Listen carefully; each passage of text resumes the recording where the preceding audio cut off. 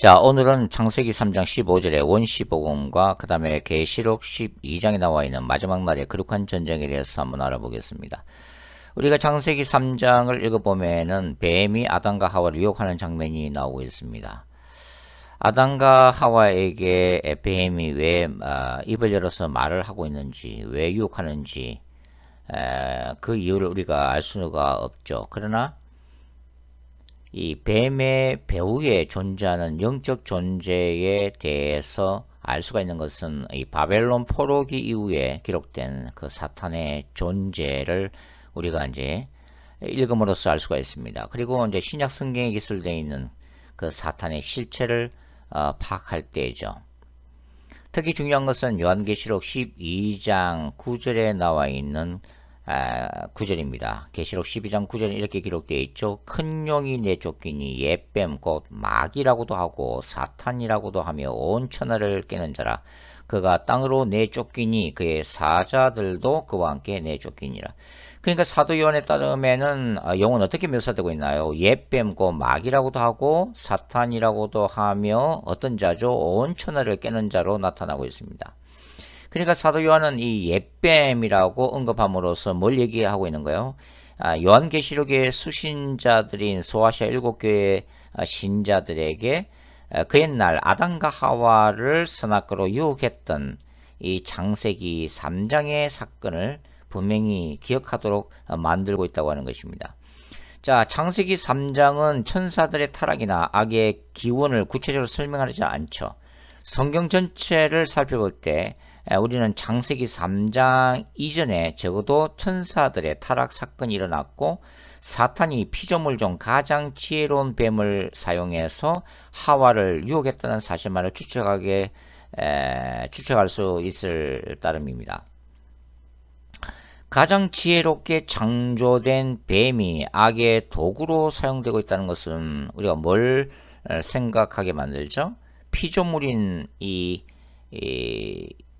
사탄 자체의 타락뿐만 아니라 바로 하나님이 창조하신 그 땅의 짐승 중에서 가장 지혜로운 그 뱀의 지혜가 사탄에 의해서 사용되고 있다는 것을 알 수가 있다고 하는 거죠.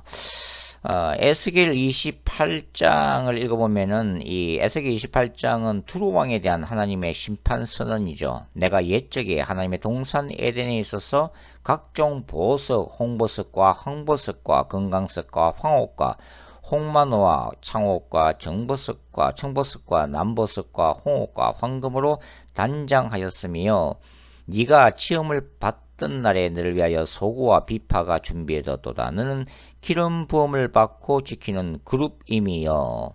내가 너를 세우매 내가 하나님의 성산에 있어서 불타는 돌들 사이에 왕래하였도다. 내가 시험을 받던 날로부터 내 모든 길에 완전하더니 마침내 내게서 불의가 드러났도다. 내 무역이 많으므로 내 가운데서 강포가 가득하여 내가 범죄하였도다. 너 지키는 그룹아, 그러므로 내가 너를 더럽게 여겨 하나님의 산에서 쫓아내고 불타는 돌들 사이에서 멸하였도다. 네가 아름다움으로 마음이 교만하였으며 네가 영화로움으로 내 지혜를 더럽혔으며 내가 너를 땅에 던져 왕들 위에 두어 그들의 구경거리가 되게 하였도다. 그러니까 이 지금 이 말씀은 역사적인 인물인 두루 왕에 대한 심판을 얘기하면서 뭘 얘기하고 있는 거예요? 여기에 이제 그룹 천사 출신의 바로 사탄의 타락 사건을 함께 오버랩해서 이중 예언으로 좀 선포하고 있다고 하는 것입니다. 자, 우리는 창세기 3장에서 창세기의 기자가 이 창세기 3장 12절부터 19절에 걸쳐서 그 하나님이 그 아담과 하와 그리고 뱀으로 나타난 이 사탄을 심판하시는 모습을 볼 수가 있는데, 이 구문론적으로 볼 때에 이 본문이 교차 대구법적 구조를 가지고 있다는 것을 알 수가 있다고 하는 것입니다. 그러니까 창세기 3장 12절에는 그 하나님의 질문에 대해서 아담이 변명하는 이 구절이죠.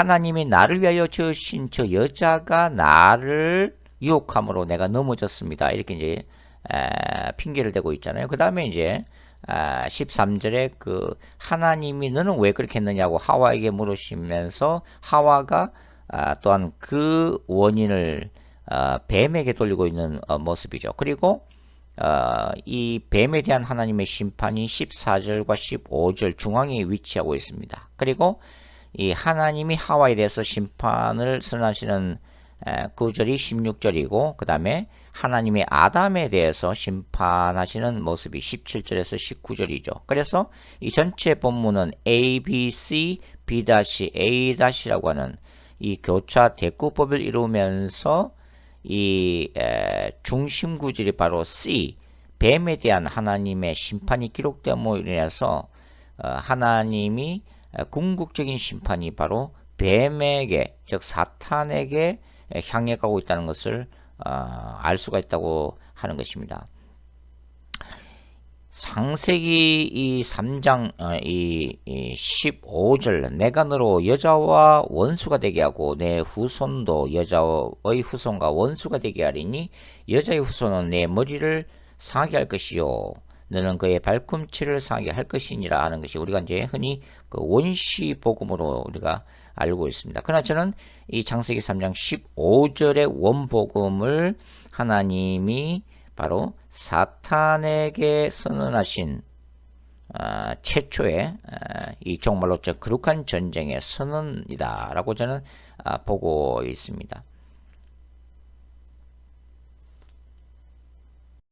자, 야훼의 거룩한 전쟁 선언은 이 창세기 3장 15절에 나타나 있지만 사실 창세기 1장을 읽어보면은 이 야훼의 거룩한 전쟁 선언에 대한 은유적인 암시가 이미 창세기 1장 2절에 나타나고 있다고도 우리가 볼 수가 있죠. 땅이 혼돈하고 공허하며 흑암이 깊음 위에 있고 하나님의 영은 수면 위에 운행하시니라고 하는 구절이죠. 이 무질서한 혼란의 세계를 표현하고 있는 거죠. 그러나 이 원래의 의미는 뭡니까? 바로 하나님의 창조에 속한 우주의 초기 형태를 이제 표현하고 있는 거죠. 네, 창세기 1장 2절이 야훼의 거룩한 전쟁 신학적인 어떤 표현으로 이해할 수 있는 것은 인간의 죄가 세상에 들어온 후부터의 그 영적인 의미로 이제 받아들일 수가 있는 거죠. 신약적인 관점입니다. 요한복음 1장이 이제 바로 대표적인 거죠. 요한복음 1장에서는 빛과 어둠이라고 하는 대조가 나타나고 있는데 빛은 누구를 상징하고 있어요? 세상을 창조하신 그 말씀이죠. 그 말씀이 인간의 육신을 입고 오신 그래서 팔레스틴의 땅을 거니신 예수님에 대해서 빛이라는 표현을 쓰고 있는 거죠. 그러면 어두움은 뭘 얘기하고 있는 거예요?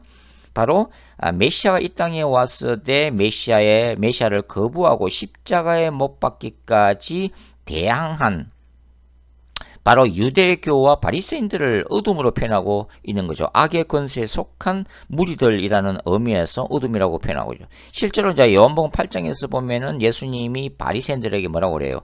너희의 아비는 마귀다라고 하는 아주 원초적인 그런 말씀을 하고 있는 것을 우리가 볼 수가 있겠습니다. 창세기 이제 1장 2절에 이 하나님의 아름다운 창조 역사에 속하는 바로 이 구절을 이제 묵시적 상징적인 의미로 사용하고 있는 바로 이제 예언자가 바로 예레미야라고 볼 수가 있죠. 예레미야 4장 23절에 보시면 보라 내가 땅을 본적 혼돈하고 공허하며 하늘에는 빛이 없음이라고 이제 표현을 하고 있습니다. 그러니까 예레미야는 바벨론에 의한 예루살렘 멸망, 남유다의 죽음과 포로됨, 그리고 예루살렘 성전의 파괴라고 하는 임박한 이 종말론적 의미에서 바로 그러한 상황이 마치 하나님이 빛이 있으라 하심에 빛이 있을 거라고 시작되는 이 창조의 완성 이전에 혼돈된 세계, 무질서한 세계, 케이아스의 세계로 비유를 하고 있는 거죠. 자, 예루살렘 성전은 하나님의 임재의 장소였습니다. 고대 근동의 신들의 전쟁관에서 보면 이 예루살렘이 멸망된다는 것, 예루살렘 성전이 파괴된다는 것은 뭘 의미하고 있는 거예요? 바벨론의 최고신 마르둑에게 이스라엘의 민족신인 야훼가 패배한 사건으로 볼 수가 있는 거죠. 자, 이스라엘 백성들의 입장에서 보면은 어떻게 이제 보여지는 거예요? 바로 창조주이시며 이스라엘의 거룩하신 자이신 이 야훼께서 바로 바벨론의 신에게 패배당하는 기가 막힌 상황이죠. 그것은 바로 하늘과 땅이 무너지는 종말론적인 사건이라고 하는 것입니다. 그러나 이것은 이 이스라엘 하나님 야훼가 마르둑에게 힘이 약해서 패배한 사건이 아니죠. 그것은 범죄한 이스라엘을 바벨론에게 넘기신 바로 야훼의 거룩한 전쟁이라고 하는 것입니다. 그러니까 against Israel through enemy의 사건이죠. 그러니까 이스라엘을 대항하셔서 심판하셔서 이 대적 바벨론에게 붙이신 바로 야훼의 거룩한 전쟁, 신학적 관점에서 볼 때만이 이해할 수 있는 그런 사건이라고 하는 것입니다. 네, 신학적 관점에서 이 창세기 1장 2절을 보면은 흑암 가운데서 무리의 생명을 주시는 성령의 운행하심과 관련이 되어 있는 거죠. 왜냐하면 이제 창세기에서 땅이 이제 드러나면서 이 바다가 이제 나타나게 되는 거죠. 그러니까 이 죄악으로 가득 찬 이 세상을 비유하는 것으로 보면 바로 악의 권세를 다스리시는 성령의 활동으로도 이제 우리가 볼 수가 있습니다. 그러나 이제 구약적 관점에서 보면 창세기 1장 2절은 하나님의 창조 역사의 일환이고 이 야훼의 거룩한 전쟁 선언이 구체적으로 본격적으로 드러난 것은 창세기 3장 15절이라고 할 수가 있는 거죠. 자, 창세기 3장 15절을 다시 한번 보죠. 내가 너로 여자와 원수가 되게 하고, 이 너는 뭘 얘기하는 거예요? 뱀이 아닌 사탄을 말씀하고 있다는 것을 볼 수가 있습니다. 여자는 이제 하와를 얘기하고 있는 거죠. 이때 하와는 모든 자의 음이라고 하는 대표성을 가지고 있습니다. 그러니까 이 바로 뱀에게 넘어졌던 이 하와로부터 시작해서 이제는 바로 하나님의 나라와 사탄의 나라 간의 상호 투쟁의 역사가 시작되고 있다는 것을 말해주고 있는 거죠. 그러니까 에덴 동산에 있었던 이 두 그루의 나무, 바로 선악을 알게 하는 나무와 바로 생명나무로 상징되고 있는 바로 이 사탄의 나라와 하나님 나라의 이 영적 전쟁의 시작을 알리고 있다고 하는 것입니다. 그 다음에 이제 보면은 내 후손도 여자의 후손과 원수가 되게 하리니, 자, 이것은 바로 사탄의 자손 유아 seed, C죠, C. 그것은 카인으로부터 시작하여 사탄적인 영을 따르는 자들 구성된 사탄의 나라를 의미하고 있는 거죠. 그리고 여자의 후손은 바로 뭡니까? 이 단수형이지만 복수 개념이죠. 왜냐하면 이 사탄의 후손이라고 하는 이 복수형, 단수의 모양을 가지고 있지만 의미는 이제 복수로 이제 해석될 수 있는 거죠. 이 여자의 후손에 대항되는 뭡니까?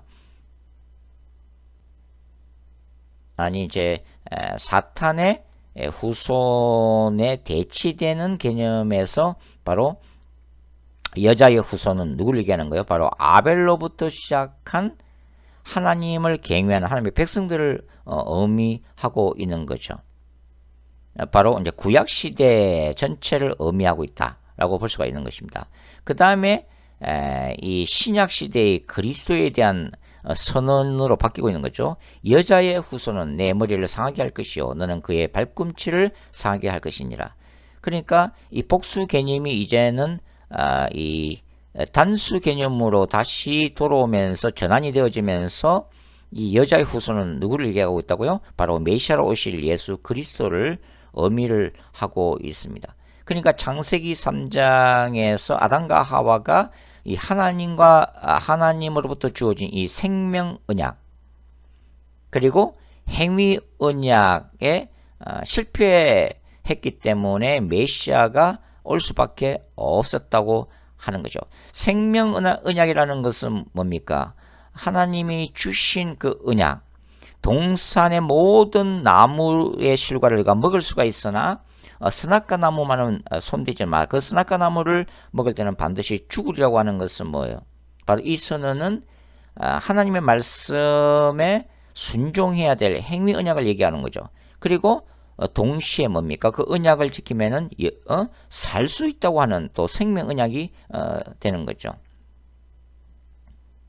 자, 여자의 후손으로 오신 메시아 예수 그리스도께서 사탄을 뭡니까? 십자가상에서 머리를 깨뜨릴 것이다 하는 거죠. 사탄의 권세를 깨뜨릴 것이다. 그러나 이 여자의 후손, 사탄의 후손은 예수 그리스도를 십자가에 넘겨줘서 십자가의 죽음을 예수께서 당하게 될 것이다 라고 하는 거죠. 그래서 이 3장 15절은 뭡니까? 십자가에서 일어나게 될 야훼의 종말론적 거룩한 전쟁에서의 승리를 선포하고 있는 사건이라는 것을 우리가 알 수가 있습니다. 자, 십자가에서 선언된 야훼의 거룩한 전쟁.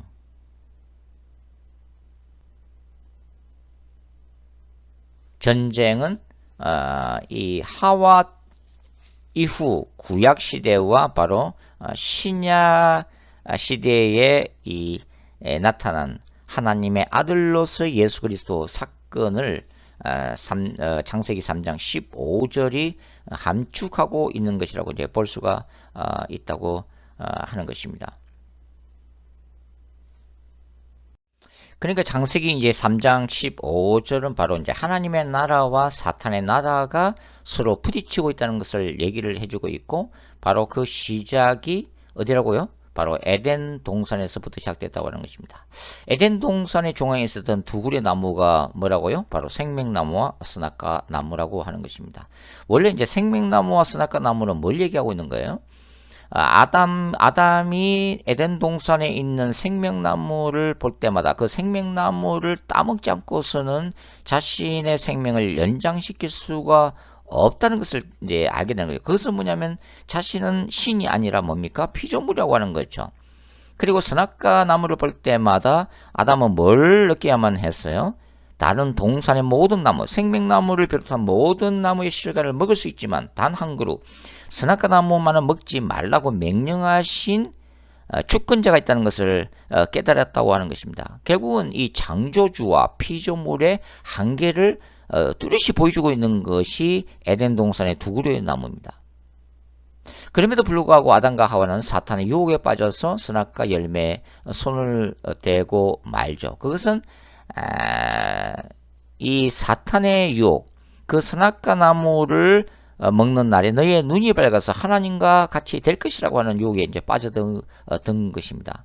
그러니까 인간이 하나님과 같은 존재가 될 것을 꿈꾸는 원초적인 욕망을 사탄이 건드렸다는 것을 알 수가 있죠. 이것은 사탄의 거대한 이제 속임수라고 할 수가 있는 거죠. 바로 호모데우스, 인간의 신의 자리에 올라갈 수 있다고 하는 그런 죄를 범한 것입니다. 우리가 이제 이 사건을 인간의 불순종으로 표현하든 또 자기 중심성으로 표현하든 또 스스로 하나님 같은 재판자의 자리에 서게 될 것이라고 하는 이 죄를 범했다라고 표현하든 여하튼 바로 이 사탄의 유혹은 모든 종교들과 UAG 사상, 모든 인본주의 철학 사상들의 이제 뿌리가 되는 거죠. 그러니까 하나님을 경외하고 순종하는 것이 아니라 자기 자신의 내면 속에 있는 욕망을 숨기는 것이고, 그것은 곧 자아숭배인데 이 자아숭배는 곧 사탄 숭배 사상과 직결되고 있다고 하는 것입니다. 그래서 이 하나님의 말씀에 불순종한 결과는 반드시 죽으리라고 하는 것이야.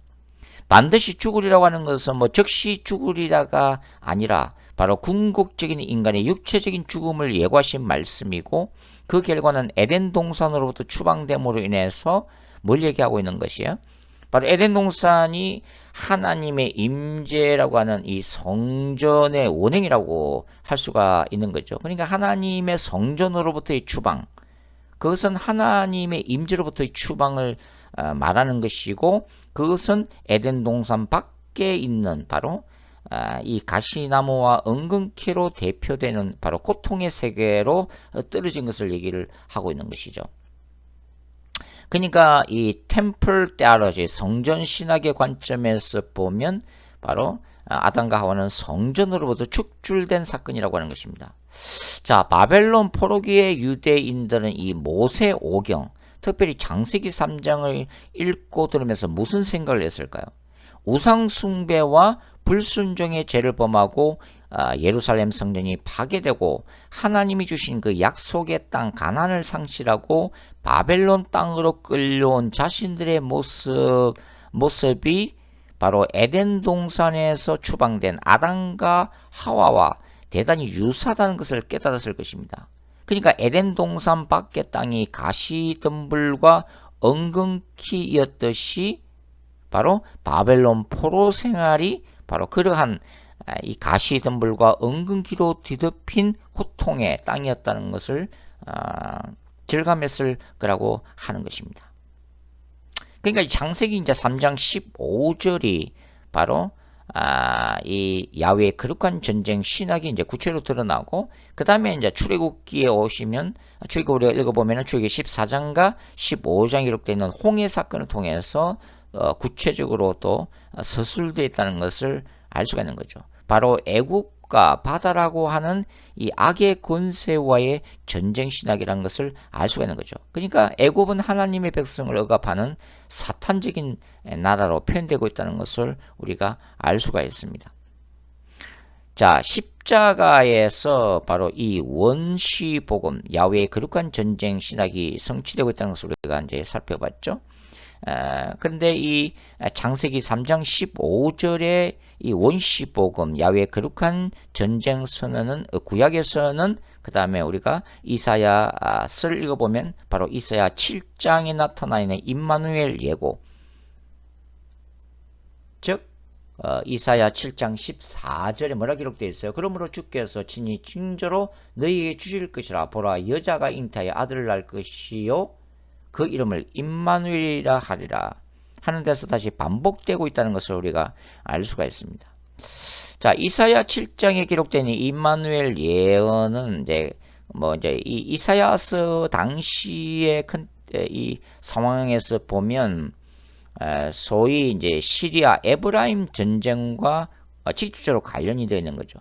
즉 선지자 이사야 당시에 아람 왕 르신과 북왕국 이스라엘 베가 왕이 반아수로 연합 전선을 형성하고 이에 동조하지 않은 남유다의 아하스 왕을 침공하려 할 때 하나님이 이사야 선지자를 통해서 믿음 없고 두려움에 떨고 있는 아하스 왕이 주신 바로 예언의 말씀이죠.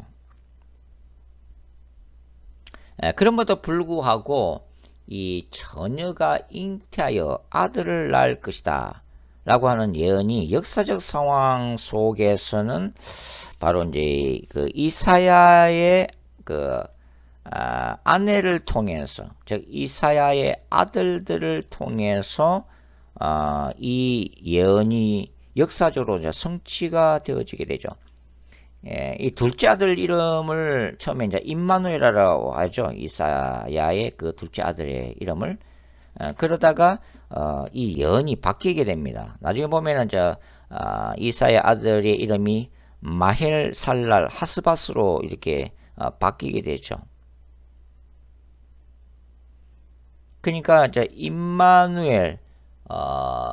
임마누엘 예언보다도 그 심판이 이제 앞당겨지게 되는데요. 그러니까 이 아이가 선과 악을 아는 나이가 아닌 이제 입에서 아빠 엄마라고 발음하기 시작할 때에 하나님이 바로 두 왕을 심판하시게 된다고 하는 것입니다. 자, 그럼에도 불구하고 이제 이사야의 이 임마누엘 예언은 이 이사야의 이 당시의 역사적인 상황을 넘어서 신약 시대에 바로 여자의 후손으로 오게 되실 예수님의 예언, 이제 이중적으로 예언이 되어지고 있는 거죠. 그러니까 여자의 후손, 창세기 3장 15절에 여자의 후손이 바로 사탄의 머리를 깨뜨릴 것이라고 하는, 바로 이것은 뭡니까? 이 남자인 그 요셉의 씨가 아닌 성령의 초자연적인 역사,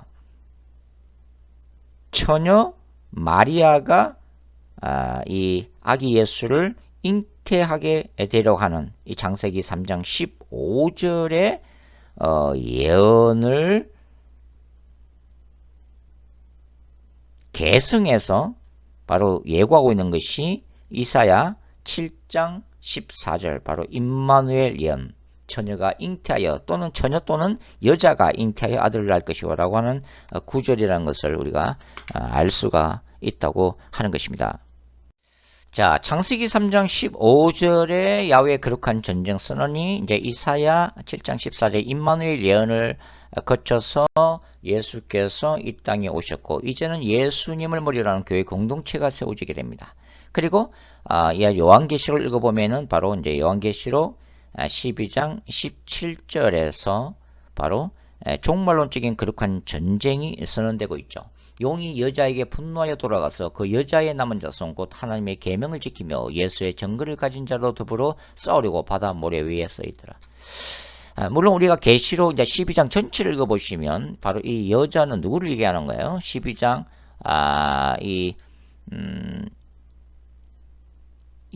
1절에 읽어보시면 하늘에 큰 이적이 보이니 해를 옷 입은 한 여자가 있는데 그 발 아래는 달이 있고 그 머리에는 12별의 관을 썼더라. 이 여자가 아이를 베어 해산하게 되며 아파서 애를 쓰며 부러짖더라.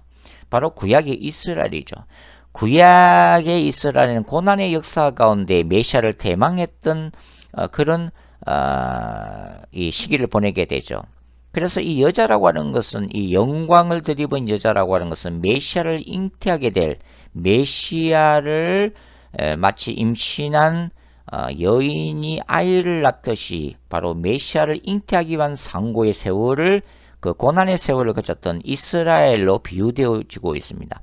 그런데 이제 이 구약의 이스라엘이 쭉 읽어보시면 바로 신약의 교회 공동체로 그대로 계승되죠. 왜냐하면 이 요한은 이 신약의 공동체도 똑같이 여자라는 표현을 쓰고 있다고 하는 거죠. 그것은 신약의 교회 공동체가 구약의 이스라엘 계승했다는 의미에서 똑같은 단어 여자로 쓰고 있는데, 이제 계시록 12장 17절에는 바로 여자의 후손이죠. 그것은 종말론적인 교회 공동체, 그러니까 마지막 때의 하나님의 백성, 마지막 때의 교회 공동체를 상징을 하고 있습니다. 이 마지막 전쟁에 대한 것은 바로 뭡니까? 사탄인 용이 바로 묵시적인 바닷가에 서서 바로 여자의 후손, 마지막 때의 교회 공동체, 하나님의 백성들과의 영적 전쟁을 위해서 쓰이는 모습이고, 그 다음에 이제 계시록 13장 1절에서 바다에서 짐승을 불러내고 있죠. 이 짐승은 이제 1세기에 로마 제국, 로마 황제를 의미하면서 마지막 바로 짐승, 즉 그리스도를 의미하고 있는 거죠. 바로 예수 그리스도의 재림 직전에 바로 상황을 말해주고 있는 것이고, 이것이 이제 요한계시록 13장에서 구체적으로 이제 드러나고 있다는 것을 우리가 볼 수가 있겠습니다.